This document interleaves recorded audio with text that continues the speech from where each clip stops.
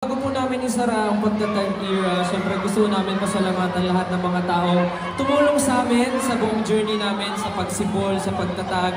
And of course, part kayo noon, kaya yung documentary na to, hindi lang to story ng SB19, hindi to story namin ng 1Z. Story rin ito ng SB19 and ng 18, kung paano tayo naging matatag, paano tayo nabuo, and paano tayo dumami as a family. And maraming salamat sa inyo.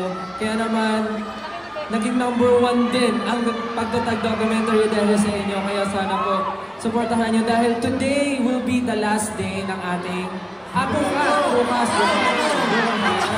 Excited mag-saray.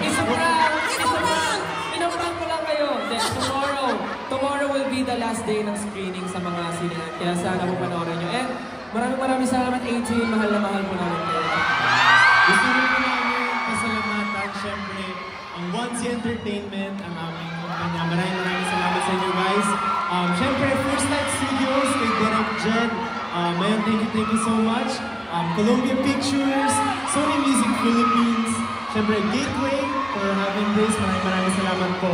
At syempre, sa ating mga ninang, ayan, kita naman. Ang TM, ayan po ang TM, ang Acer, ang Macdo, at syempre ang Pure Gold. Maraming salamat po, Nina.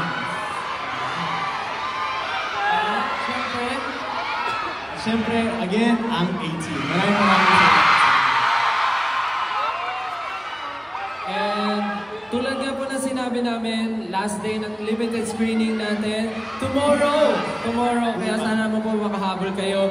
And nasabi na rin namin last time na magkakaroon tayo ng Alakal music video. Yes. Napanood mo ba kagabi? Ha? Napanood mo ba kagabi? Napanood ko kagabi. May pinapanood sa atin. Excited ba kayo sa music video ng Alakal? And it will be on September 11. Super excited na kami. And one more thing na surprise namin. Surprise ulit! Surprise! Kasi parang na-miss namin gawin. So, magkakaroon po tayo ng special episode ng Atin-Atin Lang. And it will be on September 9. Magkakaroon po ulit ng Atin-Atin Lang. So many things to look forward to. Yes, so many. Kaya naman, excited ba kayo sa Atin-Atin Lang?